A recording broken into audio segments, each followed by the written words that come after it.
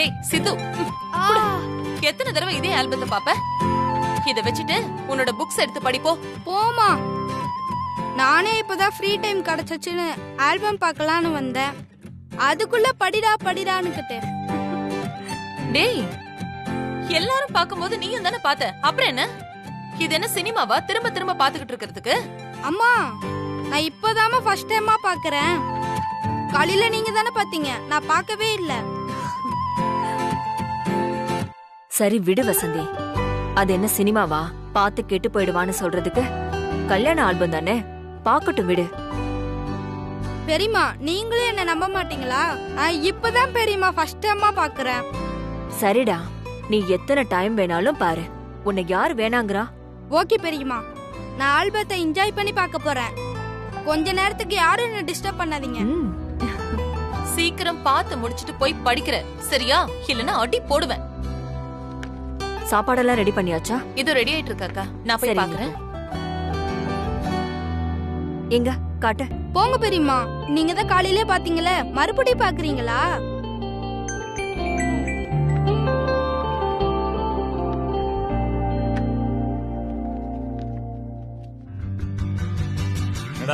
சித்து, என்ன பண்ற? ஏய், ஆல்பம் பாத்துட்டு இருக்க? சூப்பர்டா. எத்தனை தடவை பார்த்தாலும் போர் அடிக்காதுல. இரு, நானும் வந்துடுறேன். வா, சேர்ந்து பார்க்கலாம். இதோ வந்துட்டாரு ஹீரோ. இப்பதான் அவங்களுக்கு பதில் சொல்லி முடிச்சேன், அதுக்குள்ளே நீ வந்துட்டியா? இந்த வீட்ல ஆல்பத்தை கூட நிம்மதியா பார்க்க விட மாட்டாங்கப்பா. ஏய் ஏய் இருடா.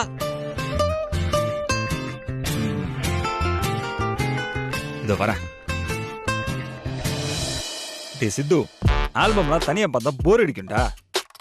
ஒரு 2-3 பேர் சேர்ந்து சும்மா அப்படியே கலகலன்னு கலாச்சிட்டு பார்த்தோன்னு வச்சுக்கேன், சூப்பரா இருக்கும், ஜாலியா இருக்கும். ஆமா, அப்ப ஏன் நீ மட்டும் வந்த? இன்னும் 2 பேரை கூட்டிட்டு வர வேண்டியதானே? ஆமால, யார கூப்பிடலாம்? ஹேய் மித்து, இங்க வா, இங்க வாடா. உட்கார மித்து, நம்ம ஆல்பம் பார்ப்போம். நீங்க பாருங்க, நான் அப்புறம் பாத்துக்கிறேன்.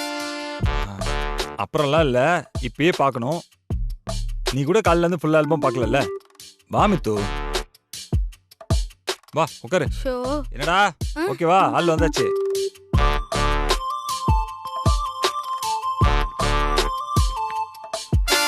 போட்டோஸ் ஒண்ணு கூட குவாலிட்டியாவே இல்ல, எல்லாம் செல்போன்ல எடுத்த மாதிரி இருக்கு. இதுக்கு பேசாம நானே போட்டோ எடுத்திருக்கலாம். ஏய்,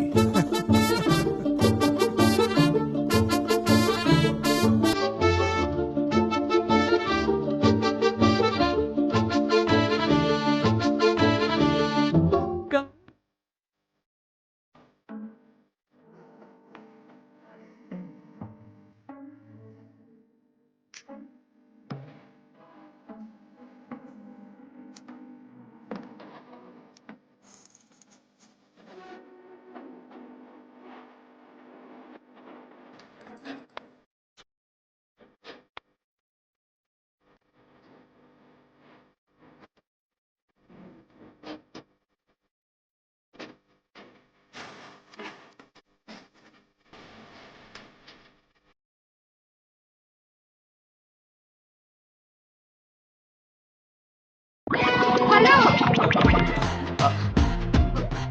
என்ன லவ்ஸா? எந்திரிச்சு போங்க. வெளியில போனாதான் லவ்ஸ் தோலை தாங்க முடியலன்னு பார்த்தா இங்கேயுமா? எந்திரிச்சு போறீங்களா இல்லையா? அப்ப சித்து ப்ளீஸ்டா, கோச்சிக்காதடா. நாங்க சும்மா ஜஸ்ட் அப்படியே பாத்துக்கிட்டோம், அவ்வளவுதான்டா. சரி சரி, ஆல்பத்துல எப்படி எங்க 2 பேரோட ஜோடி பொருத்தம் சும்மா சூப்பரா இருக்குல்ல? இருக்கும். உண்மையை சொன்னா நீ காண்டாயிருவ. பரவாயில்லையா? பரவாயில்ல, சொல்லு. அண்ணி இருக்க அழகுல நீ பாதி கூட இல்ல. சுமாராதான் இருக்க. டேய், அண்ணன் ஆக்சுவலா எந்த ஆங்கிள் எடுத்தாலும் அழகா தான் இருப்பேன். ஆனா பாரு, இந்த போட்டோகிராஃபர் இருக்கானே ஒழுங்காவே எடுக்கல. சும்மா எல்லாமே வேஸ்ட். தத்தி பசங்க. முடியலடா சாமி, இதுக்கு தான் நான் தனியா பாக்குறேன்னு சொன்னேன். ஃபர்ஸ்ட் நீங்க பாத்து முடிங்க, அப்புறமா நான் பாத்துக்கிறேன். ஏய் சித்து, நான் வரல. போகலதவா? யோ, ஏங்க இப்படி பண்றீங்க? ஏய் சரி விடு, அவன் அப்புறம் பாத்துப்பான். நீ வா, நம்ம 2 பேரும் பார்க்கலாம்.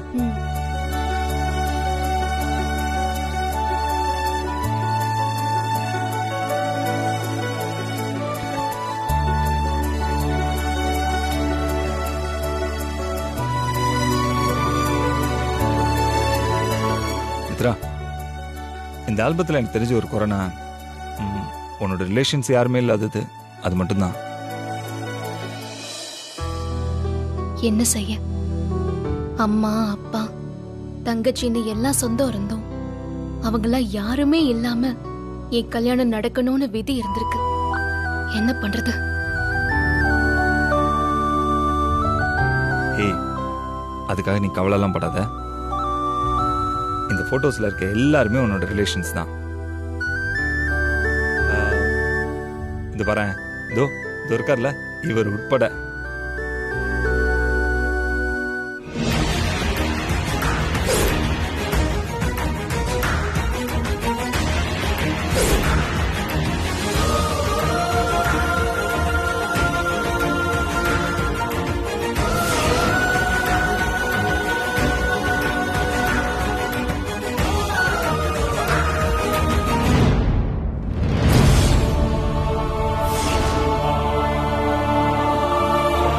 மித்து, என்ன அப்படி பார்த்துட்டு இருக்க? சாரி, ஏதாவது தப்பா சொல்லிட்டேனா? ஆக்சுவலா நீ அவர் நம்ம கல்யாணத்துல வேலை செஞ்சதை பார்க்கலையே. என்னமோ அவர் வீட்டு கல்யாணத்துல வேலை செஞ்ச மாதிரி அவ்வளோ நல்லா பார்த்துக்கிட்டாரு.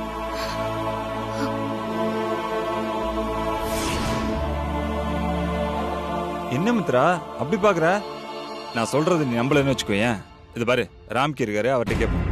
என்ன அப்பா இங்க பாருங்களேன், இவரு நம்ம கல்யாணத்துல சூப்பரா வேலை பார்த்தாருல, உங்களுக்கு ஞாபகம் இருக்கா இல்லையா? ஓ இவரா? ஆமாமா, நல்ல மனுஷன்ப்பா. இழுத்து போட்டு எல்லா வேலையும் செஞ்சாரு. யார பத்தி பேசிட்டு இருக்கீங்க? அதான் வினய் கல்யாணத்துல சமையல் வேலைக்கு வந்தாரே, நீ கூட அவர்கிட்ட காஃபி நல்லா இருக்குன்னு சொன்னீங்க, ஞாபகம் இருக்கா? ஓ அவரா? ஆமாமா, அன்னைக்கு அவர் போட்டு கொடுத்த காஃபிய வாழ்க்கையில மறக்கவே முடியாது. நான் கூட இங்க சமையல் வேலைக்கு வந்துருங்கன்னு கூப்பிட்டேன். என் பொண்ணுக்கு அதெல்லாம் பிடிக்காதுன்னு சொல்லிட்டாரு. என்ன பண்றது?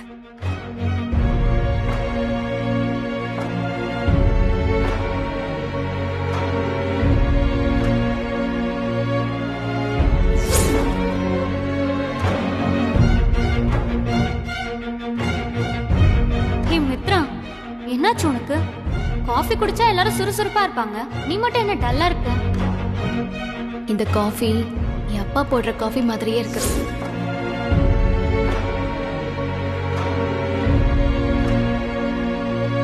ஏய் மித்து, என்னாச்சு? ஏன் ஒரு மாதிரி இருக்க? ஒன்னும் இல்ல.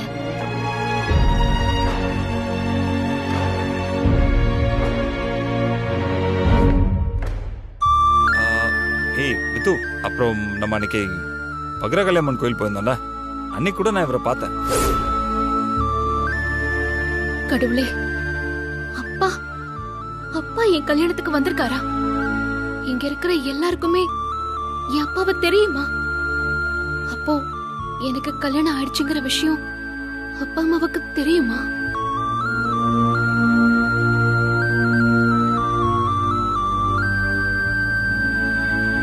ஏய் என்னாச்சு மித்து, ஏன் எந்திரிச்சிட்ட? அது எனக்கு கொஞ்சம் தலை வலிக்கிற மாதிரி இருக்கு. நீங்க பாருங்க, நான் உள்ள இருக்கேன். என்னம்மா உனக்கு அடிக்கடி தலைவலிக்குது? Are you all right? ஆமா டாக்டர், நான் நல்லதா இருக்கேன். கொஞ்சம் ரெஸ்ட் எடுத்தா சரியாயிடும்.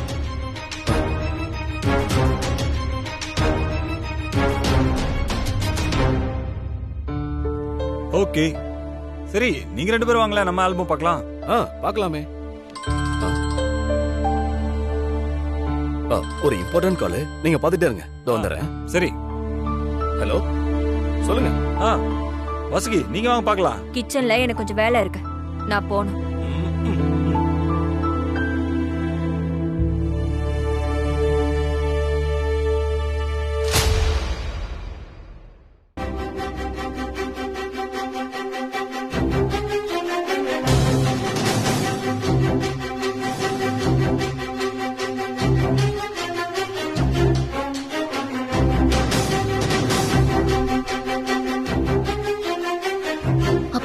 கல்யாணத்துக்கு வந்திருக்காருன்னா அவருக்கு எல்லா உண்மைகளும் தெரிஞ்சிருக்கு.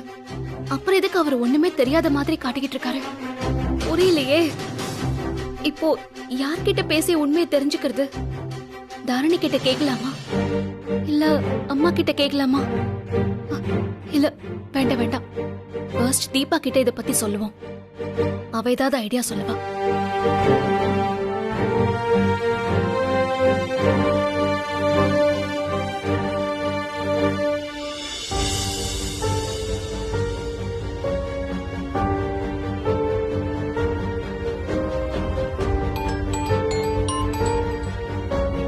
ஹாய் மித்ரா.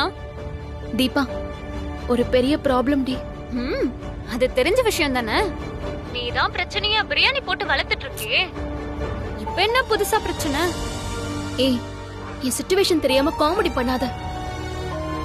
எனக்கு கல்யாணம் ஆன விஷயம் அப்பாவுக்கு தெரிஞ்சிருக்குடி. மித்ரா, என்னடி சொல்ற? அவருக்கு எப்படி தெரியும்? அப்பா என் கல்யாணத்துக்கு வந்திருக்காரு.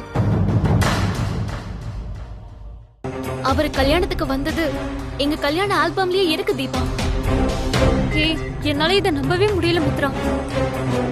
எனக்கு தெரிஞ்சு அவர் உன் அப்பாவா இருக்காது, வேற யாராவது இருக்கும். ஏய், ஏன் அப்பாவை எனக்கு அடையாளம் தெரியாதா? அவர் ஏன் அப்பா தான். சென்னைக்கு வந்து அவர் என்ன பார்க்கும்போது கல்யாண வேலையா வந்ததா சொன்னாரு. அது என்னோட கல்யாணமா தான் இருக்கும்னு நினைக்கிறேன். நீ சொன்ன மாதிரி உங்க அப்பா உன் கல்யாணத்துல வேலை செஞ்சிருந்தா கண்டிப்பா உன்னை பார்த்திருப்பாரு.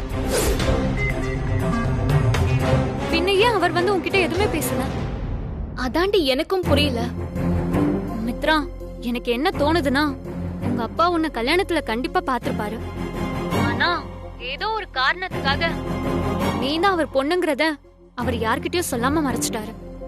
சரிடி, நீ சொல்ற மாதிரி அவரு ஏதோ ஒரு காரணத்துக்காக மத்தவங்க கிட்ட சொல்லாம மறைச்சிருந்தாலும் மறுநாள் என்ன நேர்ல வந்து பார்க்கும்போது கேட்டிருக்கணும்ல. ஆனா அத பத்தி ஒரு வார்த்தையும் கேட்கலையே. ஓ, இது வேற இருக்கா? நான் அதை யோசிக்கவே இல்ல பாரு. மித்ரா, நீ சொல்றது எனக்கு பயங்கர குழப்பமா இருக்கு. லாஜிக்கே இல்ல. நீதான் ஏதோ தேவையில்லாம கற்பனை பண்ணிக்கிட்டு கன்ஃபியூஸ் பண்ணிக்கிறேன்னு நினைக்கிறேன். இது வரைக்கும் யாரும் உன்கிட்ட எதுவும் கேட்கல. அப்ப இத பத்தி யோசிக்கிறத விட்டுட்டு நீ வேற வேலை ஏதாவது இருந்தா போய் பாரு. என்ன தீபா, நீயே இப்படி சொல்ற? ஏதாவது ஐடியா கொடுப்பேன்னு பார்த்தா இந்த கன்ஃபியூஷன் சால்வ் ஆகணும்னா எனக்கு தெரிஞ்சிருக்கிற ஒரே வழி உங்க அப்பா கிட்ட நீயே ஸ்ட்ரைட்டா கேட்க வேண்டியதுதான். எப்படிடி முடியும்? பின்ன வேற யார்கிட்ட கேட்க முடியும்? உங்க அப்பா உன்னை மனக்கோலத்துல பாத்துட்டாருன்னு சொல்றேன். அப்படி பாத்திருந்தா அது சந்தோஷமா இருந்தாலும் கோவமா இருந்தாலும் மத்தவங்க கிட்ட சொல்லிருப்பாருல்ல. இல்லனா அடுத்த நாள் உன்னை நேர்ல பார்த்தப்போ இப்படி கல்யாணம் பண்ணிக்கிட்டு என் மானத்தை வாங்கிட்டேன்னு உன் அப்பாவும் மேல கோவப்பட்டிருப்பாரு. இந்த ரெண்டுத்துலயும் எதையுமே அவர் பண்ணலன்னா அவர் வேற யார்கிட்ட சொல்லிருக்க போறாரு? சரி, நான் ஒரு பேச்சுக்கு சொல்றேன். மான மரியாதைக்கு பயந்து மத்தவங்க கிட்டயும் மேல இருக்கிற கோவத்துல உன்கிட்ட கேட்காமலோ சொல்லாமலோ இருந்திருந்தா உங்க அம்மா கிட்ட சொல்லிருக்கலாம்ல. கண்டிப்பா சொல்லிருப்பாரு. எப்படி இவ்ளோ பெரிய விஷயத்த மனசுல வச்சுக்க முடியும்? ஆனா எங்க அம்மா அன்னைக்கு என்ன கோயில்ல பார்த்தப்ப கூட என்கிட்ட நல்லதானே பேசினாங்க. அதாண்டி எனக்கு குழப்பமா இருக்கு. உங்க அம்மா கிட்ட சொல்லிருப்பாருன்னா மத்தவங்க மாதிரி எல்லாம் அம்மாக்களால இந்த விஷயத்த பொத்தி பாதுகாக்கவே முடியாது. பொட்டுன்னு போட்டு உடைச்சிருவாங்க. இவ்வளவு நாளா அத பத்தி உங்ககிட்ட கேட்காம இருந்திருந்தா ஒண்ணு உங்க அப்பா உங்க அம்மா கிட்ட சொல்லாம இருந்திருக்கணும், இல்ல அவர் உன்னை கல்யாணத்துல பார்க்காம இருந்திருக்கணும். என்ன சொல்ற? ஆமா, கண்டிப்பா நீ சொல்ற இந்த ரெண்டுல ஒண்ணுதான் நடந்திருக்கும். அப்ப நீ உன் அம்மாக்கு ஃபோன் பண்ணி நைஸா கேட்டு பாரு, உண்மை என்னன்னு தெரிஞ்சிரும். சரி, நான் அம்மா கிட்ட பேசுறேன் டி. தேங்க்ஸ் டி. ஓகே டி, பாய். தீபா சொல்றதுதான் கரெக்ட்.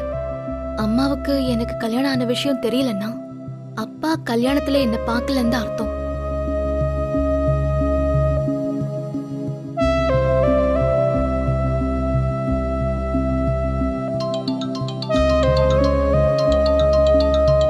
மித்ரா,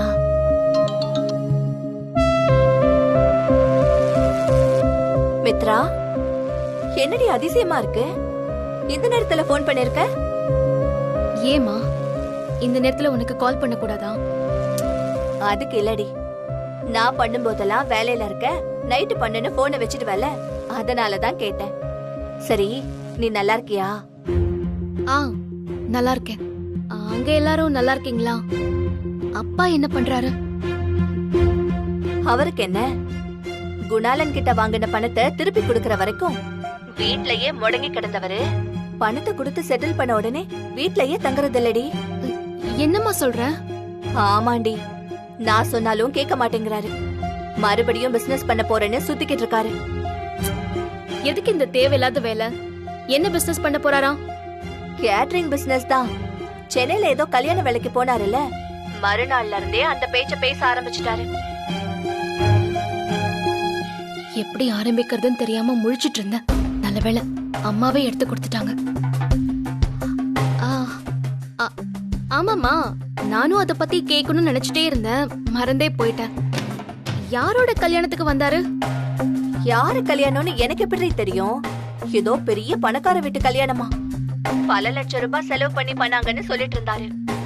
உனக்கு கல்யாணம் பண்ணும்போது அந்த மாதிரி தான் பண்ணணுமா, அதனாலதான் இப்ப பிசினஸே பண்ண ஆரம்பிச்சிருக்கேன்னு சொல்றாரு. எனக்கு கல்யாணம் பண்ண அந்த மாதிரி தான் பண்ணணுமா? அப்போ அன்னைக்கு கல்யாணத்துல என்ன பார்க்கல. ஆனா நீயே முடிவு பண்ணிக்காத மித்ரா, முழுசா கேட்டு கிளியர் பண்ணிக்கோ. ஓஹோ, அந்த கல்யாணம் அவ்வளவு பிடிச்சிருக்கா அப்பாவுக்கு? ஆமா ஆமா, என்னமோ அவர் வீட்டு கல்யாணம் மாதிரி அத பத்தியே தான் பேசிட்டு இருந்தாரு. என்ன மாப்பிள்ளைய தான் பார்த்தாராம், கடைசி வரைக்கும் கல்யாண பொண்ண பார்க்கவே முடியலன்னு மட்டும் சொல்லிட்டு இருந்தாரு.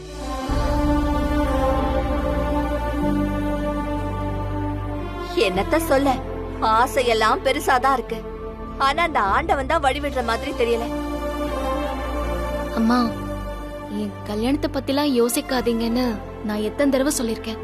ஏண்டி, பிள்ளைங்க கல்யாணத்தை பத்தி யோசிக்காம பெத்தவங்க வேற எதை பத்தி யோசிப்பாங்கன்னு நினைக்கிறேன். இந்த அம்மா வேற நேரம் காலம் தெரியாம. சரிம்மா, எனக்கு வேலை ஆரம்பிச்சிருச்சு, நான் நைட்டு கால் பண்றேன், நீ வே. சரி, மறக்காம கூப்பிடு. என்ன தாரணி உன் கூட ஏதோ பேசணும்னு சொல்லிட்டு இருந்தா? சரிம்மா, நான் கூப்பிடுறேன். சரிம்மா.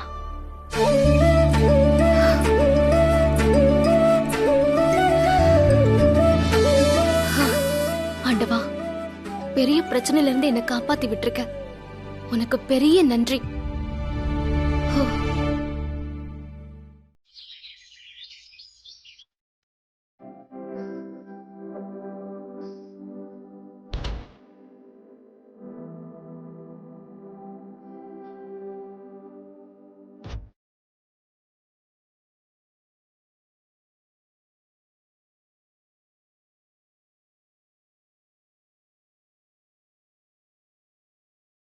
என்ன முத்து, மறுபடியும் அதே மொக்க கவிதையா?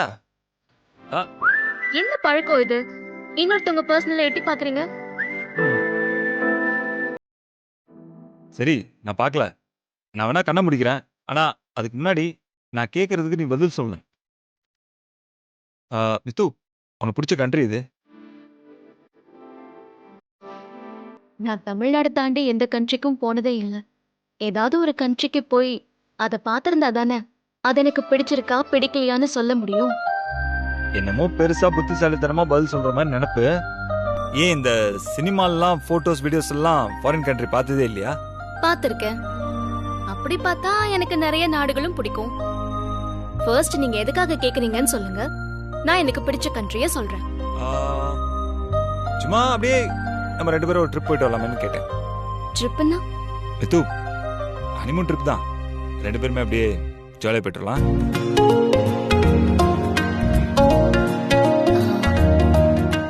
இப்போ என்ன சாருக்கு திடீர்னு ஹனிமூன் யோசனைலாம் வந்திருக்கு? சும்மாதான், அப்படியே லவ் மூட் ஸ்டார்ட் ஆயிருக்குல, அதான்.